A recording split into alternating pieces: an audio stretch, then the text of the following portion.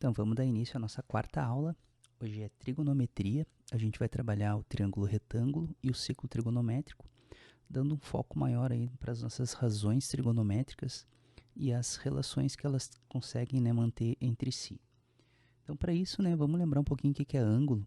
E a gente pode começar definindo o ângulo, né, a partir do encontro, então, de duas retas ou duas semirretas, ou dois segmentos de retas, enfim, né? E a gente tem, então, né, que a posição que uma reta está em relação à outra, né, ela pode ser determinada a partir de uma inclinação também, né? Então, duas retas que são concorrentes, né, uma tem uma inclinação em relação à outra. Então, a gente tem, né, que o ângulo vai ser formado a partir desse encontro dessas duas retas, semirretas, e ele vai ser definido a partir, então, de 3 pontos, certo? Então, aqui na nossa imagem, né, a gente tem ali os pontos A e B, o A pertencendo à reta R, o B pertencendo à reta S, e o ponto C como sendo o ponto de encontro, então, entre as retas R e S. E a gente tem, então, o ângulo alfa. E o ângulo alfa está sendo definido, né, pelos pontos ACB. Então, a gente pode dizer, né, que a medida do ângulo ACB é igual a alfa.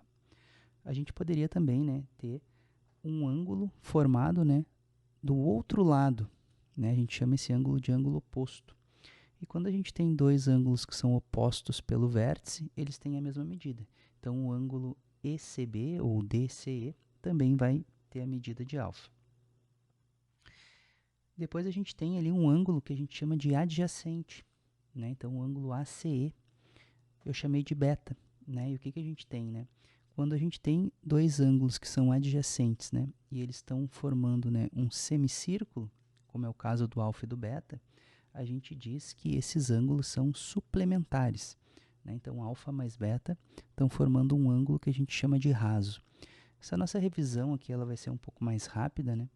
Porque o nosso foco é o ciclo trigonométrico, tá? Mas cabe aí para quem não lembra muito sobre ângulos, ângulo raso, ângulo reto, ângulo agudo, ângulo obtuso, né, fazer uma revisão, né, desses conceitos mais básicos, tá? Quando a gente vai para a circunferência, o que a gente tem? Né? A gente tem os arcos. Então, lá na circunferência, a gente vai ter uma relação entre arco e ângulo. Então, por exemplo, né, quando eu determino ali o ângulo alfa, que é um ângulo central, ele está determinando o arco AB, ou arco BA. Né? Então, a relação que a gente tem entre um arco e um ângulo, né, que está sendo formado a partir do centro da circunferência, é que a medida entre eles é a mesma, é equivalente. Tá? Então, a medida do arco AB é igual a alfa. A gente representa o arco com uma curvinha, né, em cima do ponto inicial e o ponto final, né, o ponto onde está iniciando o meu arco e o ponto onde está terminando o meu arco. Né? Se eu colocasse um traço reto, seria um segmento de reta, que na circunferência a gente chama de corda. Então, a gente tem que representar ali, né, por uma curvinha. Então, a medida do arco AB é alfa porque o ângulo central é alfa. Mas eu podia ter um outro ângulo, né, que formasse o mesmo arco AB, né, como, por exemplo, ali o ângulo beta. Então, o ângulo beta ele também, né, tem as suas extremidades nos pontos A e B. Só que a relação entre o beta e o arco não é a mesma entre o alfa e o arco AB. Por quê? Porque o alfa é um ângulo central e o beta é um ângulo inscrito. Então, quando a gente tem um ângulo inscrito, né, dando origem a um arco, a gente tem que a relação é que o ângulo inscrito é metade do arco que ele forma, certo? Então, a gente tem duas relações aqui, que é a de ângulo central, que vai ter a mesma medida do arco que ele forma, e o ângulo quando ele é inscrito, ou seja, o seu vértice, né, está sobre a circunferência, ele vai ser metade do arco que ele forma. Diante disso, a gente já tem aqui uma proposição, né, que é que todo triângulo inscrito em uma circunferência, cujo um dos lados é o diâmetro, ele tem que ser retângulo, né? Então, vamos ver. Se eu tenho uma circunferência e eu formo um triângulo, né, considerando que um dos lados desse triângulo vai ser o próprio diâmetro da circunferência, o que vai acontecer quando eu analiso o ângulo ACB, né? Se eu parar para pensar, o ângulo ACB, né, que tem o vértice em C, ele está formando o arco AB. Só que o arco AB é a metade da circunferência, então ele é um semicírculo. Então, a gente tem que a medida do arco AB tem que ser 180 graus, porque a circunferência tem 360 graus. Então, aquele ângulo C, que é um ângulo inscrito, tem que ser metade do arco que ele forma. Então, logo, obrigatoriamente, o ângulo C, ele tem que ser retângulo, certo? Chamando de alfa e beta, né, os outros ângulos que eu tenho ali dentro daquele retângulo, a gente tem a relação que o alfa mais o beta, eles têm que totalizar 90. Né? Lembra comigo que a soma dos ângulos internos de um triângulo é 180. Então, se um dos seus ângulos já é 90, a soma dos outros dois tem que ser 90 também. E a gente chama essa relação de complementares, certo? Então, a gente tem que quando eu tenho dois ângulos e eles totalizam 180, eles são suplementares. E quando eu tenho dois ângulos que totalizam 90, eles são complementares. Vamos pensar agora um pouquinho, né, dessas relações da trigonometria dentro do triângulo retângulo. Vamos fazer uma revisão aqui.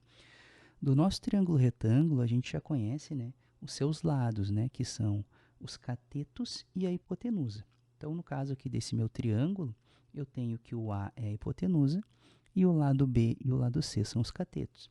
No entanto, a partir do momento que eu determino um ângulo, né, como no caso ali eu determinei o ângulo alfa com vértice em C, então os catetos passam a se diferenciar entre si. O cateto C é o cateto oposto, né, que é o lado formado, né, a partir daquele ângulo alfa, e o cateto B é o cateto adjacente, né, que é o cateto que gera, né, é um dos catetos que gera o ângulo alfa. Então ele está ao lado do ângulo. Então a gente tem os catetos oposto e adjacente apenas quando a gente tem um ângulo de referência que não é o ângulo reto. Né? Senão a gente só tem hipotenusa e catetos. E a partir desses lados, né, esses catetos, que agora são oposto e adjacente à hipotenusa, a gente pode, né, lembrar das razões trigonométricas, que é a comparação que a gente pode fazer entre esses lados, né, gerado a partir de uma divisão. Né? Então, uma razão é uma fração, né, é uma comparação na forma de uma fração, e o resultado é gerado a partir da operação de divisão. Então, na medida que eu começo a comparar os lados, a gente pode ter algumas razões. Então, por exemplo, eu posso comparar o cateto oposto com a hipotenusa, eu posso comparar o cateto adjacente com a hipotenusa, eu posso comparar o cateto oposto com o cateto adjacente. Tá? Então, as primeiras três relações que a gente tem no primeiro momento são essas. A comparação do cateto oposto com a hipotenusa, a gente denomina seno. A do cateto adjacente com a hipotenusa, a gente denomina cosseno, e a do cateto oposto com o cateto adjacente, a gente denomina tangente. No triângulo em questão, né, que a gente tem os lados ABC, então a gente teria que o seno de alfa é a razão entre o cateto oposto, que é C, e a hipotenusa, que é A. Então, naquele triângulo ali, o seno de alfa é C sobre A. O cosseno ele tem que ser o adjacente sobre a hipotenusa. Então, o cosseno tem que ser o cateto B sobre a hipotenusa A. Enquanto que a tangente, que é o cateto oposto e o cateto adjacente, vai ter que ser C sobre B. A gente tem uma relação de tangente, que a tangente pode ser obtida a partir da razão entre o seno e o cosseno. Observa que o seno é C sobre A. Se eu dividir pelo cosseno, que é B sobre A, né, conservando a primeira fração, invertendo a segunda e multiplicando, a gente tem, né, que os A's, que são diferentes de zero, eles se anulariam, se simplificariam, né, na multiplicação. Então, me restaria o C sobre o B, que é a razão tangente. Então, a gente pode definir a tangente também como sendo a razão entre o seno e o cosseno. Dando sequência nas nossas razões trigonométricas, a gente tem aquelas razões que podem ser obtidas, né, pelo processo inverso. Então, ao invés de eu pegar o cateto oposto, né, e dividir pela hipotenusa, eu poderia pegar a hipotenusa e dividir pelo cateto oposto. Da mesma forma, né, fazendo com o cateto adjacente e entre os próprios catetos. Essas razões são as razões inversas às nossas primeiras três razões, seno, cosseno e tangente. Então, aqui a gente obtém a cossecante, que é a hipotenusa sobre o cateto oposto. A gente obtém a secante, que é a hipotenusa sobre o cateto adjacente. E a gente obtém a cotangente, que é o cateto adjacente sobre o cateto oposto. No nosso triângulo ali que está com os lados ABC, a cossecante de alfa seria, então, A sobre C, hipotenusa sobre cateto oposto. A secante seria A sobre B, hipotenusa sobre cateto adjacente. e a cotangente seria B sobre C. Observa que, né, a gente tem que a cossecante, que é A sobre C, é o inverso do seno, que é C sobre A. Né? Quando eu tenho o cateto oposto sobre a hipotenusa, eu tenho o seno. No momento que eu faço essa inversão, eu tenho o inverso do seno. Então, a gente pode definir a cossecante como sendo a razão inversa à razão seno. Beleza? A gente ainda não estudou funções. A gente vai ter a nossa aula de função trigonométrica e a gente vai ver que as funções inversas são diferentes das razões inversas. Né? Então, da mesma forma, quando eu penso na secante sendo A sobre B, eu sabia, né, que B sobre A era o meu cosseno, né, a minha razão cosseno. Então, aqui eu tenho a secante, eu posso obter a secante como o inverso da razão cosseno. Então, se eu sei o valor do cosseno, eu sei o valor da secante, é só fazer o inverso. Se eu sei o valor do seno, eu sei o valor da cossecante, é só fazer o inverso. A gente já teve essas aulas, né, lá na nossa primeira aula, que fazer o inverso é fazer 1 sobre o valor, né? E, da mesma forma, né, a cotangente vai ser o inverso da tangente. Beleza? Então, vamos lá. A gente tem aqui, né, alguns ângulos que a gente tem que ter ciência, né, de quanto vale as suas razões, né? A razão seno, cosseno, tangente, secante, cossecante, cotangente. E a gente chama esses ângulos de ângulos notáveis, né? Então, a gente tem ângulos do primeiro quadrante, que são ângulos que a gente encontra em triângulos, principalmente nos triângulos retângulos, que são os ângulos de 30, 45 e 60 graus, e a gente denomina esses ângulos por notáveis. Vamos analisar, né, de início o 45, né? Onde é que vem o ângulo de 45 no triângulo retângulo, né? Então, a gente pode pensar que um triângulo retângulo que apresenta um ângulo de 45 graus, ele pode, né, ser considerado, né, como um triângulo cuja hipotenusa é a diagonal de um quadrado. Então, se eu pensar um quadrado, né, o que a gente sabe, né? Os ângulos são de 90 graus e os seus lados são iguais, né? As medidas dos seus lados são iguais. Então, se eu traçar a diagonal, eu vou ter um triângulo retângulo, cujo um dos ângulos é de 45 graus, né? Por quê? Porque a diagonal do quadrado é bissetriz do ângulo. Então, aqui a gente lembra, né, que a diagonal do quadrado, ela é lado raiz de 2. Quem é que me dá essa medida, né? Teorema de Pitágoras. Então, se eu tenho, né, o meu ângulo de 45 graus como sendo um ângulo interno desse triângulo retângulo, eu posso, né, definir seno, cosseno e tangente a partir das relações do quadrado. Né? Quem vai ser o seno do 45? Tem que ser o cateto oposto. Né? Eu não defini o 45, ele poderia estar em qualquer ponta, qualquer vértice ali, né? Tanto na inferior quanto na superior, porque as medidas dos ângulos são iguais. Mas quem seria, né, no momento que eu definisse? O cateto oposto seria A e a hipotenusa seria a diagonal do quadrado, porque os catetos são iguais. Então, o cateto oposto é igual ao cateto adjacente nesse caso, né? Então, aqui a gente teria A dividido por A raiz de 2, os A simplificam, sobra 1 por raiz de 2 e a gente tem que racionalizar. Né? Tenta racionalizar aí 1 sobre raiz de 2. O que vai me gerar? Vai me gerar raiz de 2 sobre 2. Por isso, né, para quem lembra da tabela trigonométrica, que o seno de 45 é raiz de 2 sobre 2. Da mesma forma para o cosseno. Né? Como os catetos são iguais no triângulo retângulo que vem de um quadrado, né? Então, eu vou ter que o cosseno de 45 tem que ser igual ao seno de 45, porque o cateto oposto é igual ao cateto adjacente. E a tangente? Ó, se eu lembrar, né, do slide anterior, né, em que a gente comentou que a tangente pode ser obtida a partir da razão entre o seno e o cosseno, observa que os valores são iguais. Quando a gente faz uma divisão de valores iguais, né, diferente de zero, o resultado é 1. Então, a tangente de 45 é cateto sobre cateto. Como as medidas são iguais, tem que ser 1. Certo? Então, esses 3 valores são os valores que a gente tem que saber para o 45, tá? Seno, cosseno e tangente de 45. Quando a gente pensa o ângulo de 30 ou o ângulo de 60, né? Vamos pegar o de 60 aqui para iniciar. A gente pode pensar que esse triângulo, ele vem, né, de um triângulo equilátero, né? Então, observa que esse meu triângulo vermelho, ele é equilátero, né? Tem os ângulos da base medindo 60, então ele é isósceles, mas como a soma dos ângulos internos tem que ser 180, resta que o meu terceiro ângulo também é 60 graus, né? Então, eu tenho ali os 3 ângulos iguais, né, e por consequência os três lados iguais. Então, se eu traçar, né, a bissetriz daquele ângulo que está lá em cima, né, do vértice superior, eu vou estar definindo a altura. No triângulo equilátero, a altura, a mediana, a bissetriz, elas são representadas pelo mesmo segmento, pela mesma reta.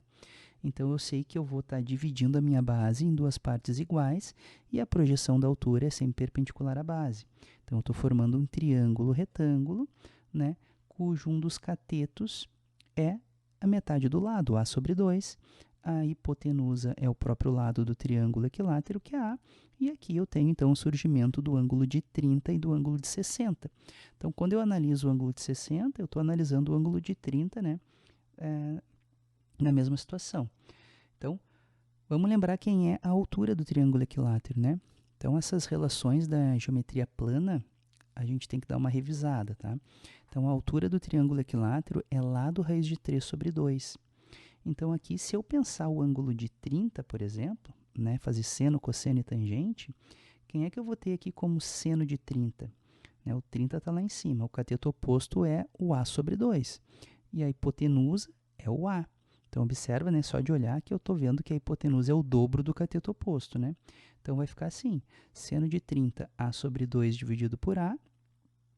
Eu vou conservar a primeira, vou inverter a segunda, os A's vão simplificar e eu vou ter a razão de 1 para 2, ou seja, 1/2. E, na verdade, é, né? Porque só de olhar a gente observa que a hipotenusa é o dobro do cateto oposto. Então, a razão entre cateto oposto e hipotenusa tem que ser 1 para 2. Quando eu faço o cosseno, eu tenho que ter o meu cateto adjacente, que é o A raiz de 3 sobre 2, sobre a minha hipotenusa.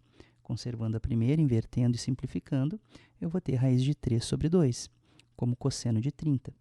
E a minha tangente, que é o cateto oposto sobre o cateto adjacente, eu vou ter definida por raiz de 3 sobre 3. Então, esses três valores, né, são os valores que a gente tem que saber para o ângulo de 30. Agora, observe o seguinte, que se eu tenho dois ângulos que são complementares, olha o que acontece. Se eu pegar agora e tentar fazer os do cosseno, eu vou ver que o seno de 30 ele vai aparecer no cosseno de 60. E que o cosseno do 30 vai aparecer no seno de 60.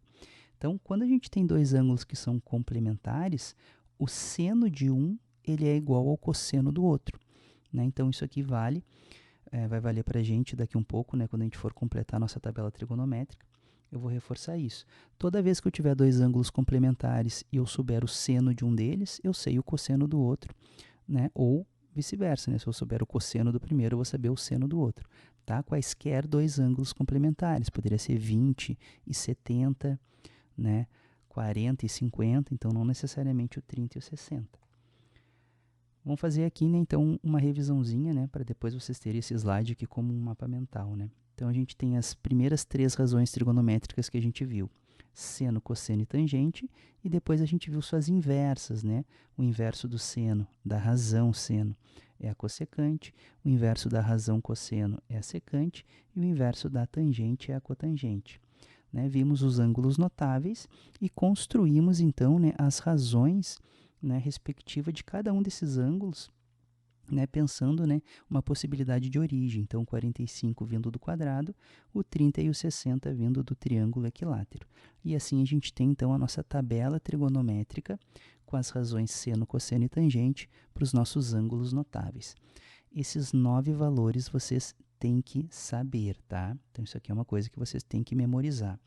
A gente também viu que se eu tenho seno e cosseno, eu posso formar tangente. E que se eu tenho dois ângulos que são complementares, o seno de um é equivalente ao cosseno do outro. Beleza? Então, esse slidezinho aqui serve como uma revisão, né? Para a gente poder estar aí recorrendo na hora de um exercício. Vamos ver agora um pouquinho do triângulo qualquer, né? Como é que eu trabalho a trigonometria dentro de um triângulo que não necessariamente é retângulo? Então, a gente tem, né, primeiro, que uma forma da gente estar representando um triângulo é a partir de seus vértices, né? Então, ali eu tenho os vértices ABC, a gente representa, né, pela letra delta, que é um triângulo, na frente desses vértices, tá? Em letra maiúscula. Então, o triângulo ABC está representando aquele triângulo ABC. Outra coisa num triângulo qualquer, né, é que a gente costuma representar os seus lados por letras minúsculas. E essas letras, normalmente, né, elas vão assumir a mesma letra do vértice, só que minúsculo. Então, o lado Azinho, né, é respectivo ao vértice A, e o lado Czinho ao vértice C, e o lado Bzinho respectivo ao vértice B. E da mesma forma, os ângulos, né, a gente costuma usar os ângulos, né, quando a gente não usa letras gregas, com a mesma letra do vértice, colocando, né, então, um circunflexo. Então, ali o ângulo A é respectivo ao vértice A. O ângulo B é respectivo ao vértice B e o ângulo C é respectivo ao vértice C. E de um triângulo qualquer, a gente tem duas possibilidades de trabalhar trigonometria, né? Quando a gente busca, né, determinar lados, tá? A primeira delas é quando eu tenho informado junto ao meu triângulo, né, normalmente dois ângulos de um lado. Tá? Então, eu tenho que ter pelo menos 3 valores. Né? Então, quando eu tenho mais informações de ângulos do que de lado, a gente costuma usar a lei dos senos. O que diz a lei dos senos? A lei dos senos diz que a razão entre um lado e o seno do seu ângulo, ela vai valer, né, para todos os lados e os seus ângulos respectivos. Então, se eu tenho A comparado ao seno do ângulo A, ele tem que dar o mesmo resultado, o mesmo valor, que o B comparado ao seno do ângulo B e que o C comparado ao seno do ângulo C. Então, a lei dos senos ela é definida da seguinte forma. A sobre seno de A tem que ser igual, né, a B, Bzinho, lá do B, sobre o seno do B, que tem que ser igual a C sobre o seno do C. Se esse triângulo tiver inscrito, ou seja, se os seus vértices forem pontos de uma circunferência, então a gente ainda pode comparar com o diâmetro, né, ou com o raio. Lembra que o diâmetro é o dobro do raio. E qualquer uma dessas razões, lado sobre o seno do seu ângulo, é igual ao diâmetro, tá? É igual a 2 vezes o raio. Essa é uma demonstração que ela é bem fácil de fazer, né, mas não é o objetivo dessa nossa revisão aqui. Se eu tiver informado, né, ao invés de 2 ângulos e um lado, mais lados do que ângulo, né, então 2 lados e um ângulo, a gente costuma recorrer à lei dos cossenos. E o que diz a lei dos cossenos? Né? Que o quadrado de um lado qualquer, ele vai ser obtido a partir da soma de quadrados dos outros 2 lados, subtraído do dobro do produto desses lados com o cosseno do ângulo, do ângulo que eu tomei como referência. Né? Então, a gente vai ter assim, a ao quadrado, se eu quiser descobrir o A ao quadrado, ou se o A ao quadrado for o lado, né, cujo ângulo está sendo informado. Então, nem sempre, né, o meu A é a minha pergunta, né, é o meu X da questão. O meu A é aquele lado que eu vou usar quando o ângulo informado for o ângulo A. Então, A ao quadrado é igual a B ao quadrado mais C ao quadrado, menos 2BC vezes o cosseno do ângulo A. Tá? Então, eu tenho que ter sempre um par informado, que é o lado e o ângulo respectivo, para poder trabalhar a lei dos cossenos. Se eu tiver o ângulo B e o lado B, né, ou se eu tiver o ângulo B, então eu vou ter como referência o B ao quadrado. Então, B ao quadrado igual ao quadrado mais C ao quadrado, menos 2AC vezes cosseno de B. Observa que o lado que eu pego como referência, né, que vai estar lá isolado, ele só aparece lá no início. Né? E ele tem que ser referente ao ângulo, né, que a gente vai fazer o cosseno. Então, tenta pensar quem seria, né, o C ao quadrado. O C ao quadrado ele tem que envolver o cosseno de C. E ele só vai aparecer lá no início. Então, eu vou ter que ter o A ao quadrado e o B ao quadrado, menos 2AB cosseno de C. Então, tá ali, C ao quadrado é igual a A ao quadrado mais B ao quadrado, menos 2AB cosseno de C. Feita essa nossa revisão, que foi bem rápida, né, sobre triângulos, a gente chega então, né, no foco desse nosso curso, que é o ciclo trigonométrico e as funções. Tá? Então, vamos analisar um pouquinho, né, como é que a trigonometria se desenvolve dentro da circunferência, né, e por que a gente chama de ciclo trigonométrico, né, e não de circunferência trigonométrica. Então, a começar, né, quando a gente pensa a circunferência, a gente pode pensar essa circunferência definida por regiões.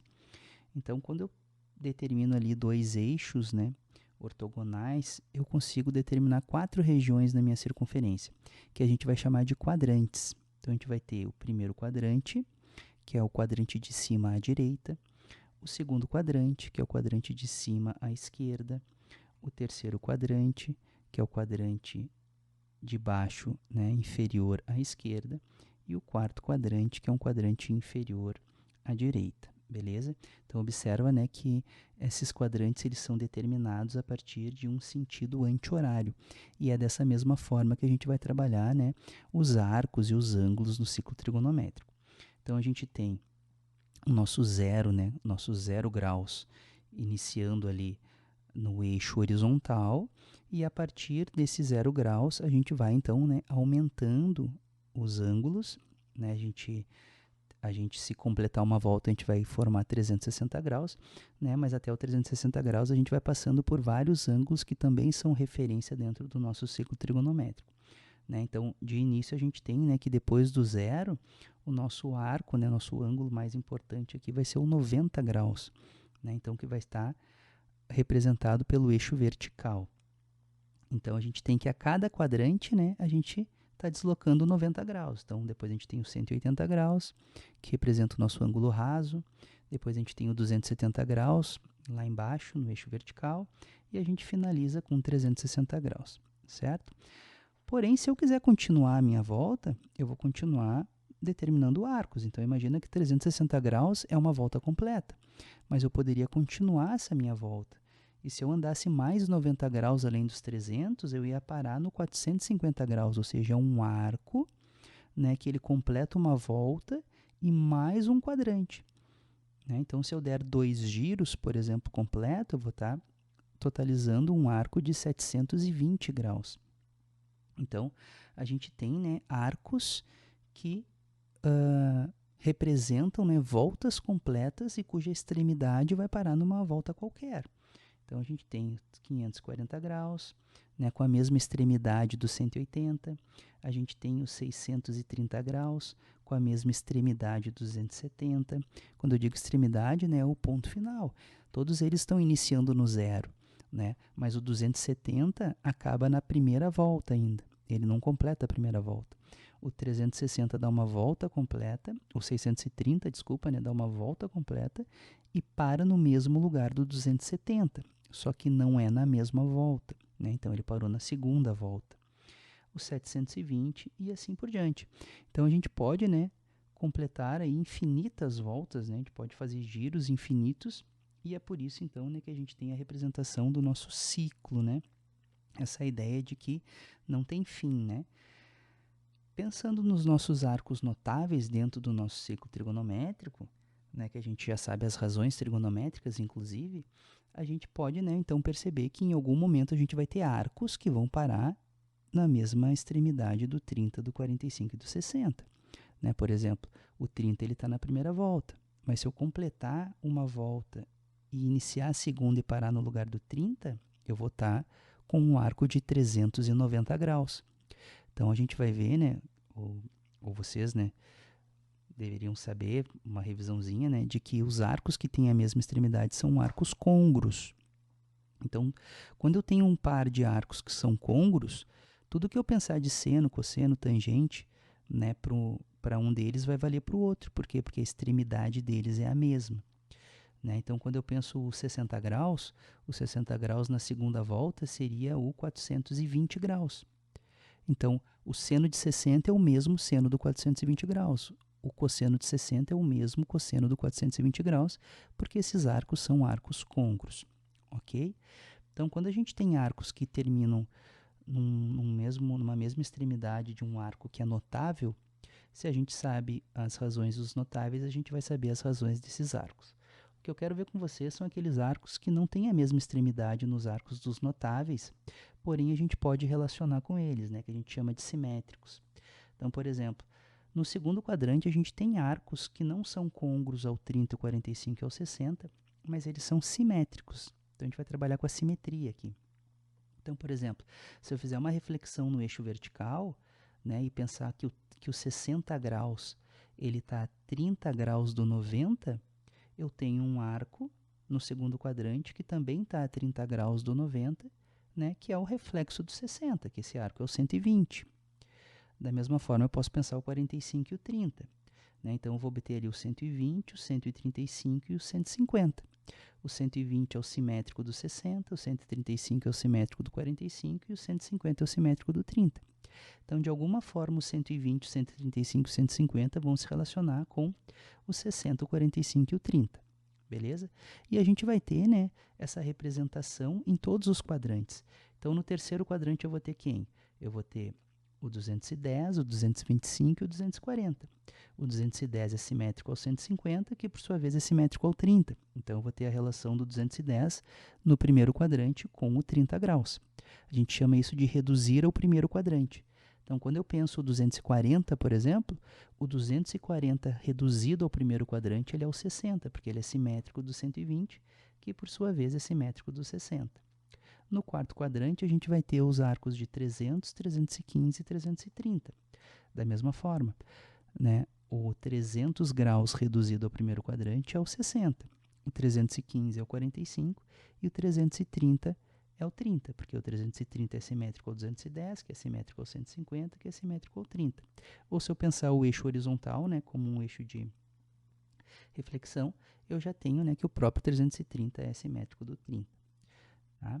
Então, a gente vai, né, trabalhar daqui um pouquinho as razões, né, no ciclo trigonométrico, e a gente vai ver o que muda, né? O que tem de diferente entre o seno do 330 e o seno do 30, né? Porque o 30 é a referência para o 330, né? Mas alguma coisa vai mudar. Na nossa trigonometria, no nosso ciclo trigonométrico, né? A gente tem as unidades de medida, né? Então, assim como a gente tem, né, nas grandezas em geral, né? A distância, por exemplo, né? Tem metros, quilômetros, centímetros, etc., né? Mas, se a gente for para outra região do planeta, né, a gente vai ter as milhas, né? Então, existe uma relação entre as milhas e os quilômetros. Da mesma forma, né, se a gente pensar a temperatura, a gente tem o grau Celsius, mas se a gente for para outra região, né, talvez a unidade de medida de temperatura não seja o grau, né, seja, por exemplo, o Fahrenheit. Então, a gente tem também uma forma, né, de relacionar, né, essas unidades de medida. E na trigonometria, além do grau, que é o que a gente mais está acostumado a trabalhar no ensino fundamental, a gente tem o radiano. Então, quem é o radiano, né? O radiano, ele é aquele arco cujo comprimento, né, é a medida do raio da circunferência. Então, determinei ali um raio, aquele segmento em laranja, e eu vou projetar ele, né, na forma de um arco, olha só. Então, eu coloco ele sobre a linha da circunferência, né? Não está ali numa curvatura perfeita, né, mas só para a gente ter uma ideia, né? E a extremidade dele, né, então, está determinando ali, né, um valor entre 45 e 60, e isso é a medida de um radiano. Tá? Então, um radiano é um arco cujo comprimento é a medida do raio. Aproximadamente, um radiano, né, ele mede 57 graus. Tá? Por quê? Porque π radianos é 180 graus. Então, se a gente pensar, né, no perímetro da circunferência, né, o que é o perímetro da circunferência? É 2πr, 2π vezes raio, né? E isso completa uma circunferência, né? Ou seja, isso é 360 graus, né? Então, se eu dividir os dois lados dessa igualdade por 2, eu tenho que π radianos, πr, tem que ser 180 graus, certo? E dividindo, então, né, o 180 por 3,14 aproximadamente, a gente obtém aí um valor aproximado de 57 graus, né, para um radiano. Tá? Uma coisa é o comprimento do raio, que pode ser centímetros, metros, milímetros. Outra coisa, né, é a medida do arco, né, que esse raio, que esse comprimento está gerando, né, na circunferência, certo? Então, não confunda grau, né, com comprimento. E a gente pode, então, né, a partir disso, né, fazer conversões. De que forma? Fazendo uma regrinha de 3. Se eu sei, né, que π radianos é equivalente a 180 graus, se eu, por exemplo, quiser saber quantos radianos é o 30 graus, eu faço uma regrinha de 3. Né? Embaixo do π eu coloco x, embaixo do 180 eu coloco 30. Como é uma proporção direta, né, a gente multiplica cruzado e a gente determina a partir da equação, então, que o 30 graus é π sextos radiano, certo?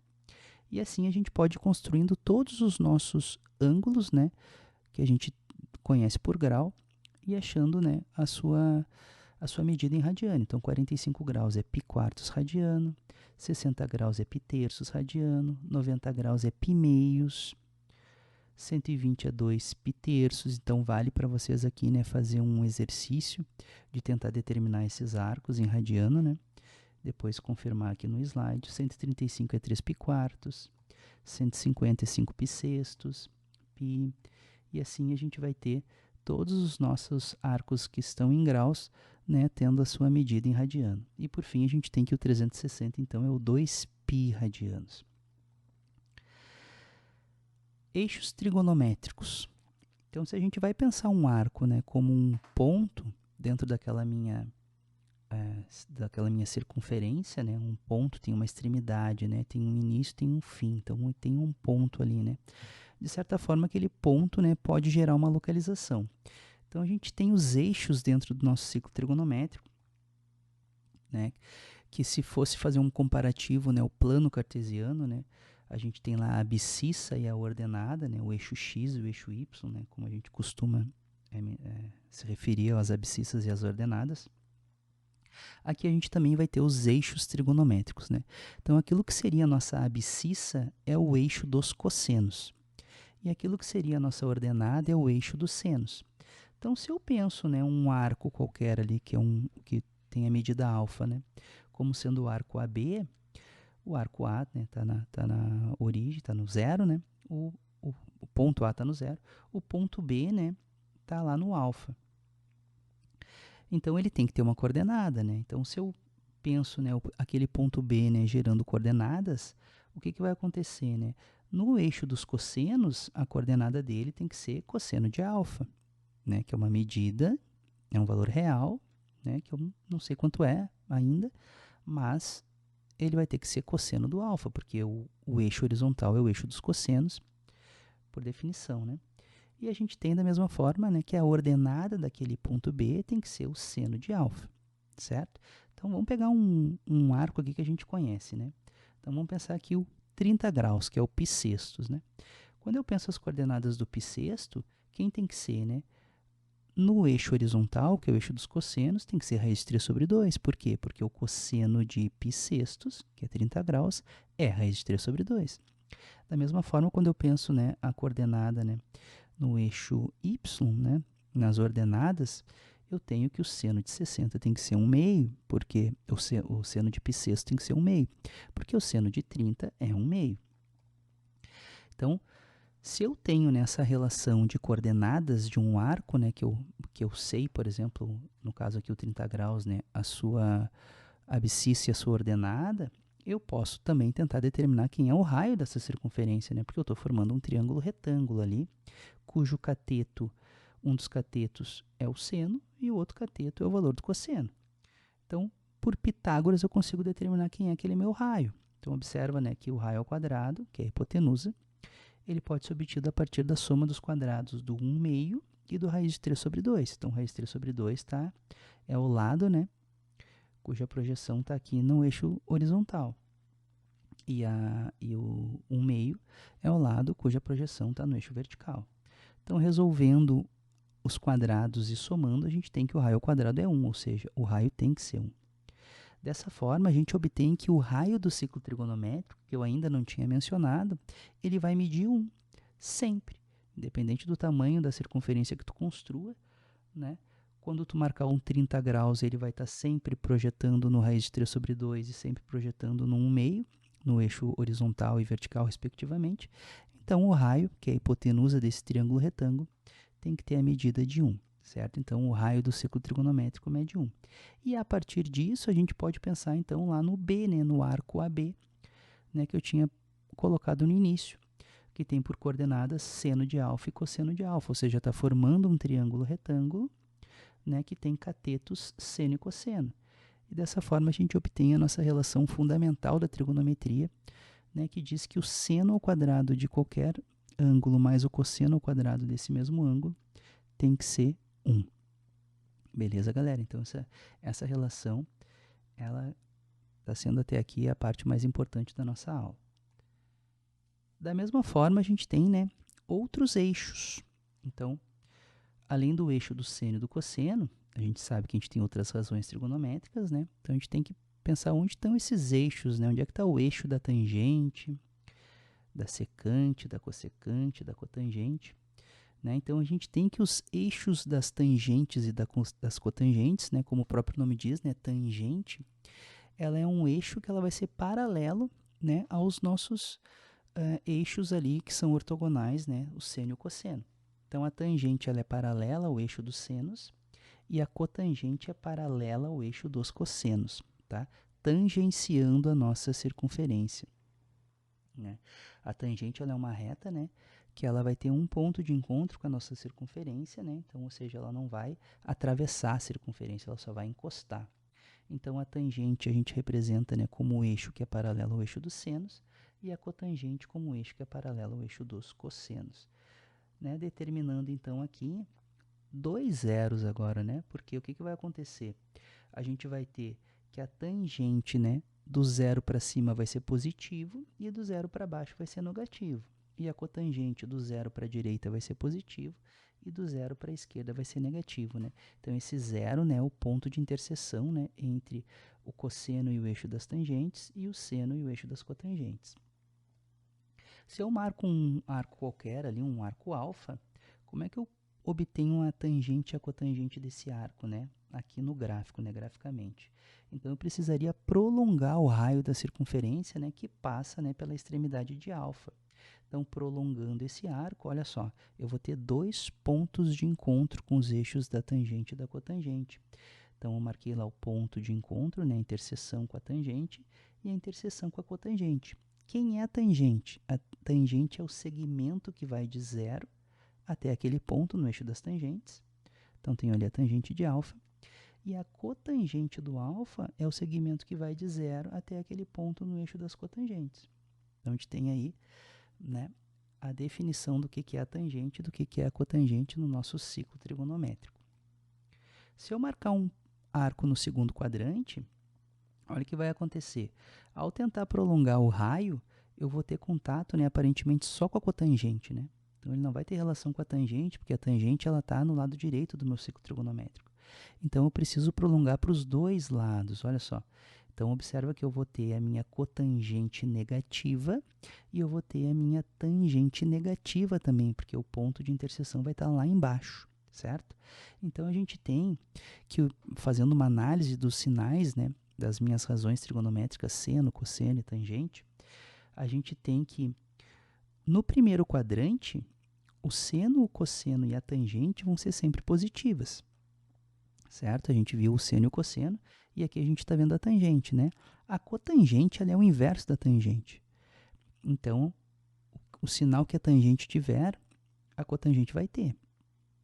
Então, no primeiro quadrante eu sei que todos são positivos. Então, a gente atribui um quadrante universal para essas razões trigonométricas. A gente diz que no primeiro quadrante todos são positivos, tá?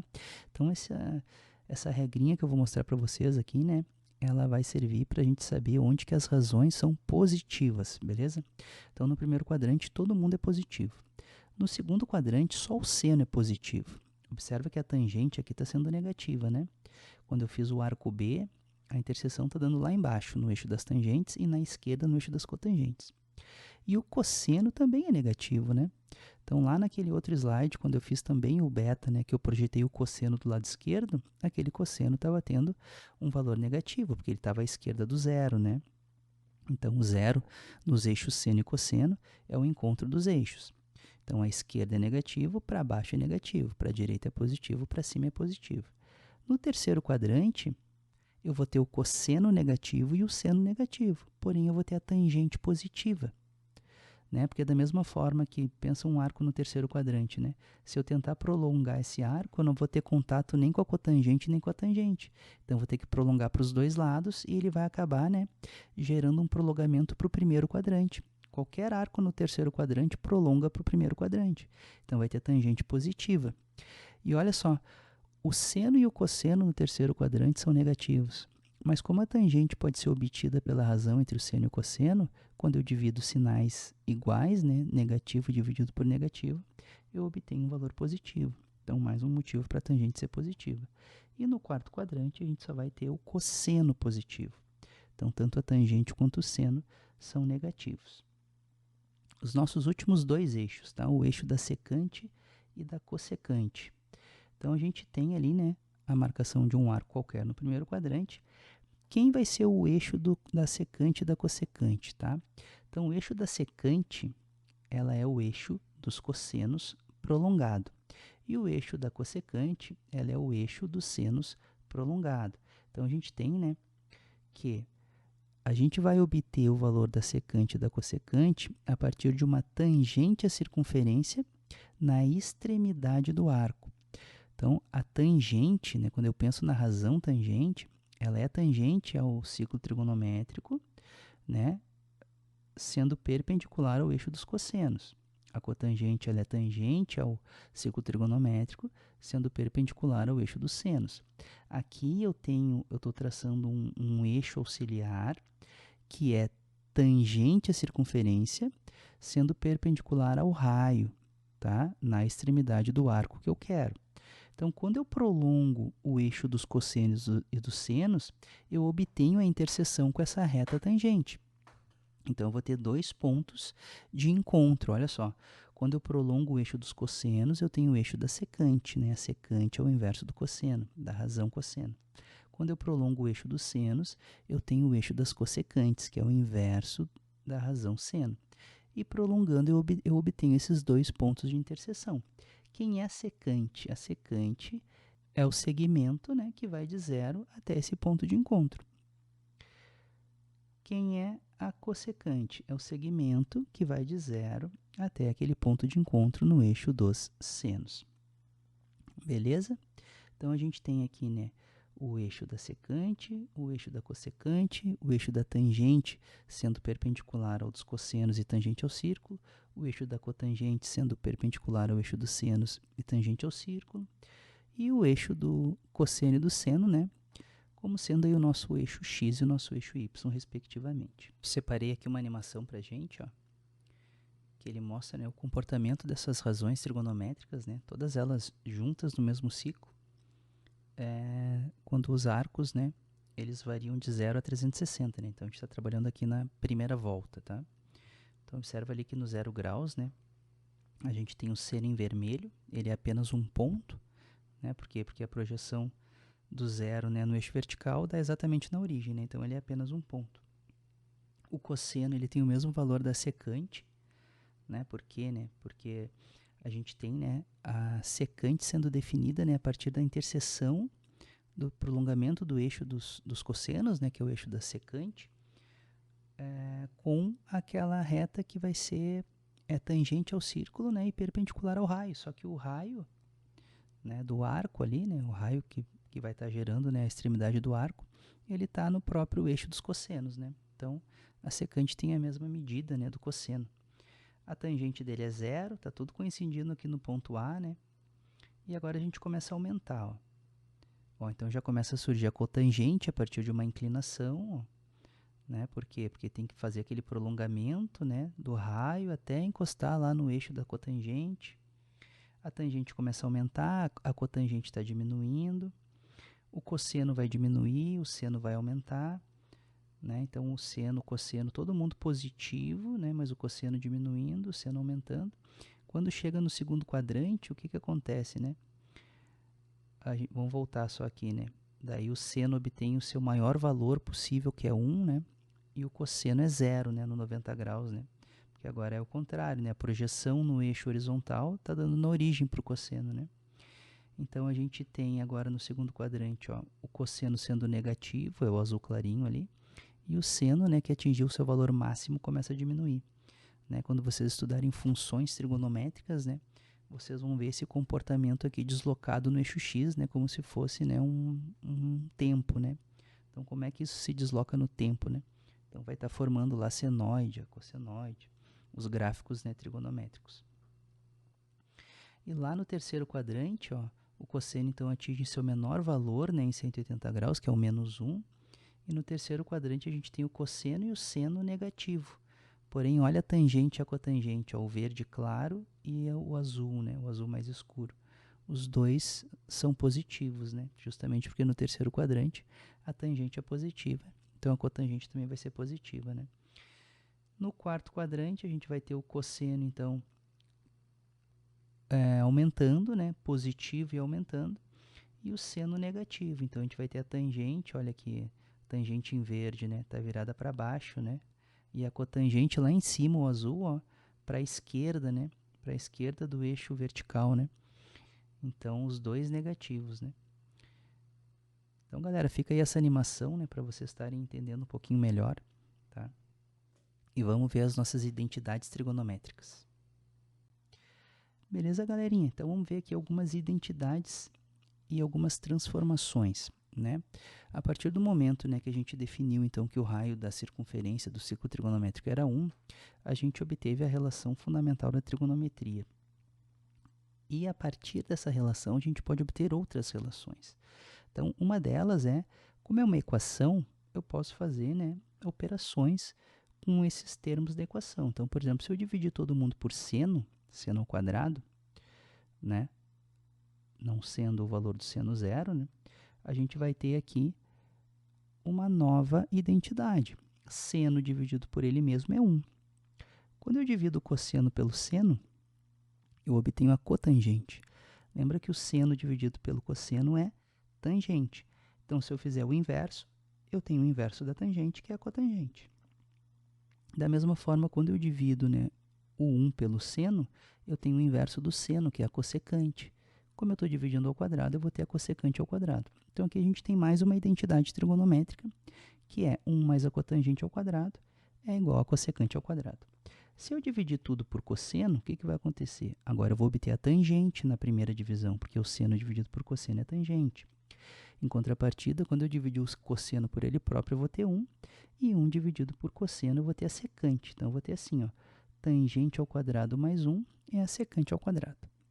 Tá? Então, isso a gente costuma usar no cálculo, né, para fazer algumas substituições, a fim de tentar, né, fazer simplificações, fatorações, né, quando a gente está estudando limites, por exemplo. Da mesma forma, existem as transformações trigonométricas, né? Então, quando eu tenho, por exemplo, a soma, né, o seno da soma, o cosseno da soma, ou o seno da diferença, cosseno da diferença, né? Então, a gente consegue transformar num produto ou numa soma de produtos. Então, vamos pensar essas três situações. O seno da soma, o cosseno da soma e a tangente da soma. Então, seno de A mais B, ou seno de alfa mais beta, né? O seno de A mais B, ele vai dar uma soma de produtos. Então, a gente costuma fazer um poeminha que é assim, né? Seno de A mais B, seno A cosseno B, seno B cosseno A. Então, ficaria assim, seno de alfa mais beta, seno alfa cosseno beta, seno A cosseno B, mais seno beta cosseno alfa. Tá? Então, o poeminha seria: minha terra tem palmeiras onde canto sabiá. Seno A cosseno B, seno B cosseno A. Certo? Se a gente estiver fazendo, né, o seno da soma, a gente vai somar os produtos. Se a gente estiver fazendo o seno da diferença, a gente vai fazer uma diferença entre os produtos. Então, a operação se repete na transformação. Quando a gente tem o cosseno de alfa mais beta, ou cosseno de A mais B, a gente vai ter a seguinte transformação. O cosseno do A vezes o cosseno do B, menos o seno do A vezes o seno do B. Tá? Como eu chamei de alfa e beta, então a gente vai ter cosseno de alfa vezes cosseno de beta, menos seno alfa seno beta. Então, observa que repete aqui, né, a razão, né? Cosseno, cosseno, seno, seno, e a operação inverte. Então, se lá eu estou somando, na transformação eu vou subtrair. E a gente costuma, né, memorizar da seguinte forma, tá? Cossa A, cossa B sem saber. Então, cossa A, cossa B sem saber, né? Cosseno, cosseno, seno, seno. Beleza? Só tem que lembrar que se eu tiver que fazer uma diferença, né, o cosseno da diferença, então lá na transformação vai aparecer uma adição, tá? Porque a operação inverte. A tangente de alfa mais beta ou de A mais B, ela é um pouquinho mais chatinha, né? Mas lembra que a tangente é a razão entre o seno e o cosseno.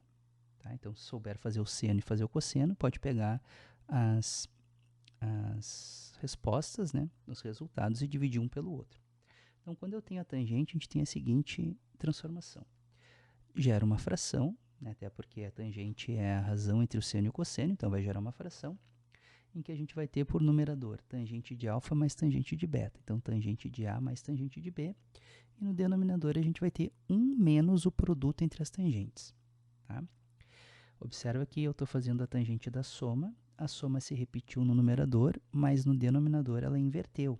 Justamente por quê? Porque o seno mantém a operação e o cosseno inverte a operação. Então, se eu estiver fazendo a tangente da soma, no numerador eu tenho que manter, porque é o seno.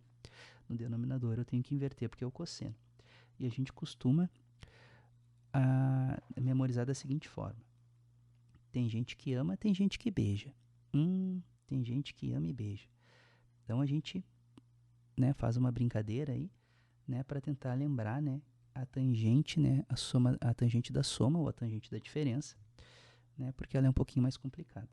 Então, se eu tiver que fazer a tangente da diferença, o menos vai repetir lá no numerador, mas ele vai inverter no denominador. Então, observa que esses dois sinais, né, um mantém e o outro inverte. Então, lá vai ser negativo, embaixo vai ser uma soma, tá? Vai ser positivo. O que acontece quando eu tenho o alfa igual ao beta? E essas são as três, então, transformações, né, que acabam sendo aí mais usadas, né, utilizadas por nós, né? Quando a gente tem um alfa igual a beta, né? Então, pensando aqui, o seno, o cosseno e a tangente de 2 alfa ou de 2 beta, ou atribuindo aí a letrinha x, né, para um arco qualquer.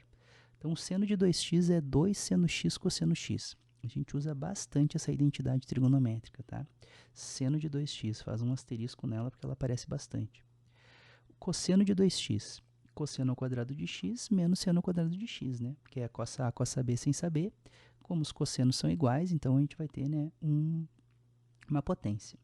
E a tangente de 2x vai ficar 2 tangentes de x, porque as tangentes são iguais quando eu somo, então eu vou ter o dobro, sobre 1 menos a tangente ao quadrado, né, o produto das tangentes, né, como elas são iguais, a gente vai ter uma potência também. Então, seno de 2x, 2 seno x cosseno x, cosseno de 2x, cosseno ao quadrado de x menos seno ao quadrado de x, e a tangente de 2x sendo 2 tangente de x sobre 1 menos tangente ao quadrado. Então, para encerrar essa nossa aula, vamos construir a nossa tabela trigonométrica agora, né, com as nossas 6 razões trigonométricas e os nossos arcos, né, na primeira volta. Então, a gente tem aí o 0, o 90, o 180 e o 270 na sua forma de radiano. E nós temos, né, as 6 razões, seno, cosseno, tangente, cossecante, secante e cotangente. Então, vamos pegar o 30 graus, que é o nosso π sextos, e ver, né, os seus simétricos, né, no segundo, terceiro e quarto quadrante. Então, a gente tem o π sextos, que é o 30 graus no primeiro quadrante, e no segundo quadrante o simétrico dele é o 150, né, que é o nosso 5 π sextos. No terceiro quadrante ele vai ser o 7 π sextos, e no quarto quadrante é o 11 π sextos, e eu vou fazer isso para o 45 e para o 60. Então, π quartos é o 45 no primeiro quadrante, 3 π quartos no segundo, 5 π quartos no terceiro, e 7 π quartos, né, é o simétrico do 45 graus no quarto quadrante. Mesma coisa os 60 graus, que é o π terços. Seu simétrico no segundo quadrante é o 2 π terços, no terceiro é o 4 π terços e no quarto quadrante é o 5 π terços. E vamos começar a construir então as razões, né? Os valores. Para o 0 grau eu tenho que o seno é zero, porque a projeção dele, né, a gente viu na animação, dá exatamente na origem. Depois o cosseno, né, a própria medida do raio é 1, a tangente é zero, né, 0 dividido por 1 é zero. A cossecante não existe. Por que não existe? Porque é o inverso do seno. Então, algebricamente, né, a gente tem que 1 dividido por 0 não existe, não é definida essa divisão. Mas a gente viu também, né, lá na nossa animação, né, que na cossecante do zero, né, o que acontecia, né? É 1 sobre o seno, né? Então, aquela reta suporte, né, que tem que ser perpendicular ao raio, ela vai ficar, né, paralela ao eixo dos senos. Então, a gente não vai ter interseção com o eixo dos senos, ou seja, a nossa cossecante, né, ela não vai existir. A secante é 1 e a cotangente também não existe, né, porque seria o inverso da tangente. E a gente também viu, né, na nossa animação, né, que no 0 graus também, né, a cotangente, que teria que ser a interseção, né, do prolongamento do raio, esse prolongamento continua sendo paralelo ao eixo das cotangentes, né, então jamais vai ter interseção. A gente tem para o 90 graus, né, o seno 1, cosseno 0, tangente não é definida, cossecante 1, secante não é definida, e a cotangente 0, né? Da mesma forma, a gente tem para o 180 e para o 270, tá? Então, vai ficar aí para vocês estudarem esses valores, né? Vamos construir os nossos ângulos notáveis, tá? Então, da nossa tabela trigonométrica dos ângulos notáveis, a gente já construiu o 30, o 45 e o 60, né? Vimos que o 30 e o 60 vêm do triângulo equilátero e o 45 vem do quadrado, certo? Então, a gente tem, né, o seno de 30 ali sendo 1 meio, e lá no segundo quadrante, o que acontece? O seno continua positivo, né? Então, o seno do 150 também é 1/2. No terceiro quadrante, ele vai ser negativo. Então, é isso que a gente precisa entender da simetria, né? A gente precisa encontrar, né, esses arcos no segundo, no terceiro e no quarto, né? Quem é a determinação no primeiro quadrante deles, né?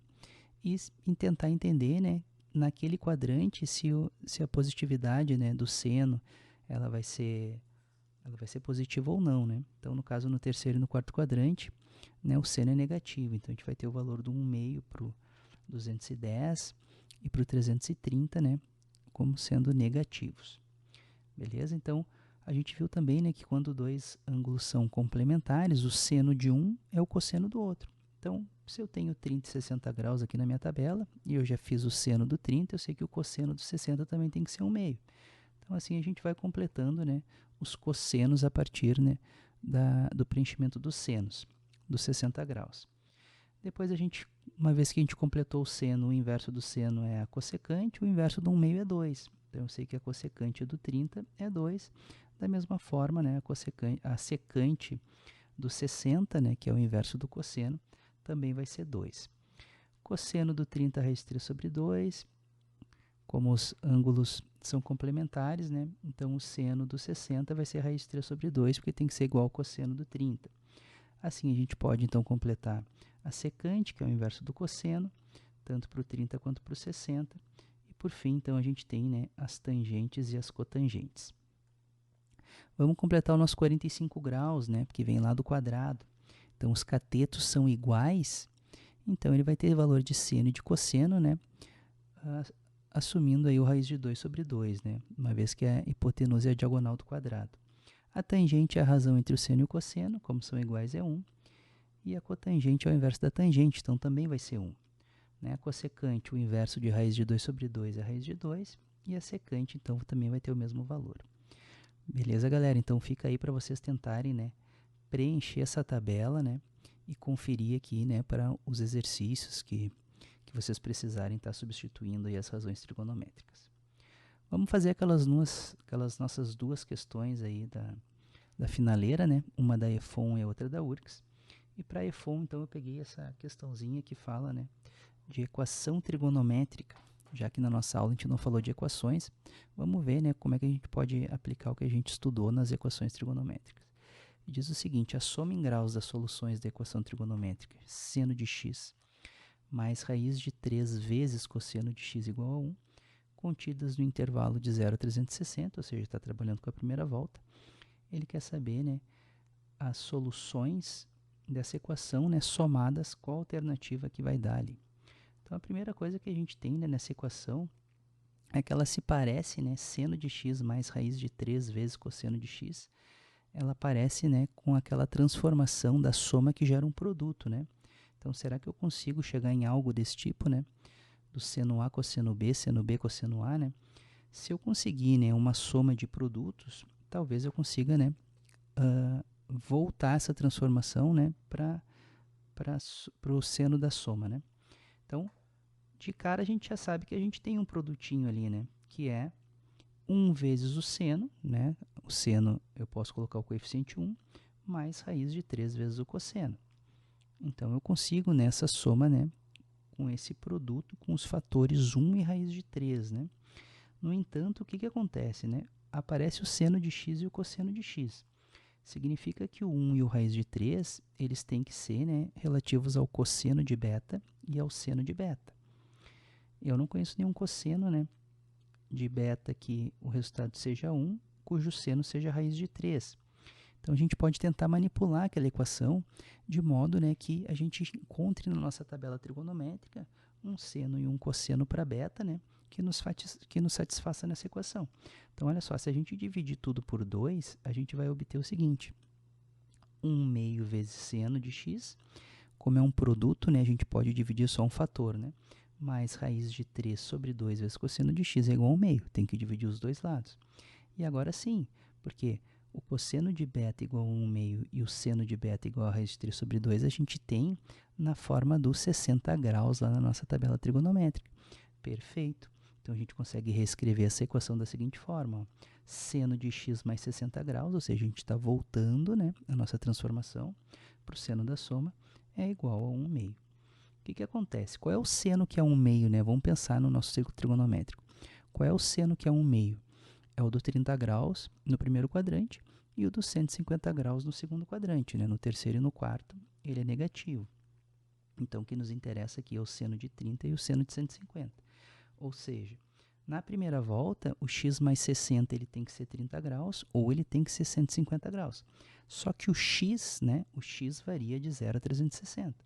Então, para o 30 graus, né, para a gente ter x mais 60 igual a 30 graus, a gente pode ter o x valendo menos 30, que vai reduzir o 60 e vai chegar no 30, ou o x igual a 330, que vai levar o seno para o 390 graus.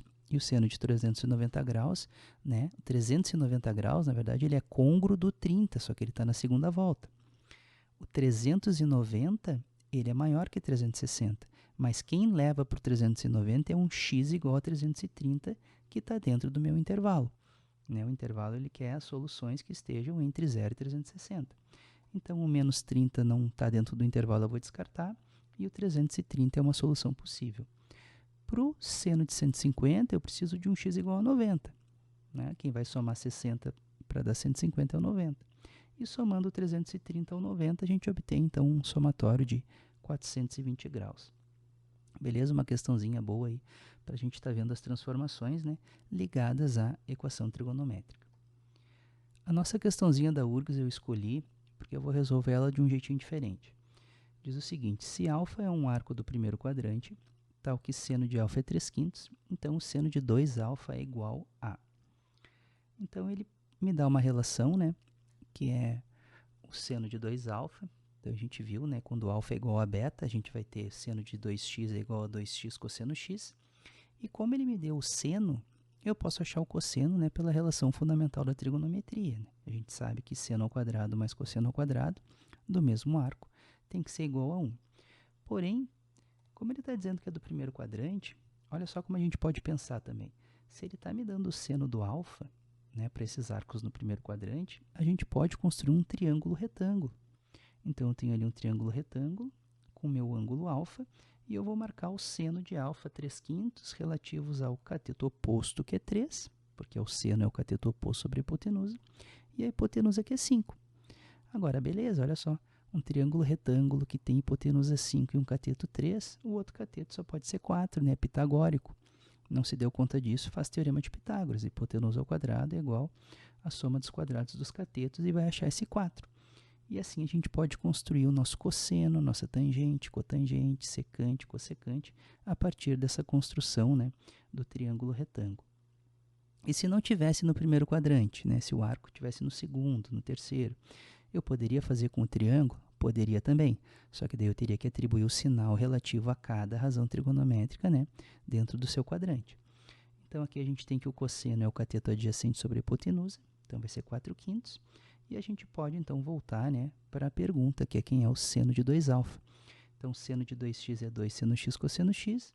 O seno de 2α tem que ser 2 vezes 3/5, que é o seno de α, vezes 4/5, que é o cosseno de α. E isso nos dá um gabarito 24/25, letra D. Beleza, galera? Então, espero ter ajudado aí a revisar um pouquinho da trigonometria, né? Um conteúdo aí de alguns meses de estudo, né? A gente está colocando aí numa aulinha de 1 hora. Então, cabe a vocês aí fazer uma revisão, né? Um pouco mais detalhada naquilo que vocês sentirem que é necessário, tá? As funções trigonométricas, então, ficam mais para o final do curso. E a nossa próxima aula é de conjuntos e operações, tá? Nossa primeira aulinha foi de conjuntos numéricos. Agora a gente vai ver, né, conjuntos. Né? Então, a gente vai ver de que forma a gente pode fazer a operação entre conjuntos, de que forma a gente pode representar conjuntos, né? E vamos tentar aí caminhar, né, para o início do estudo das funções. Obrigado pela aula e boa semana.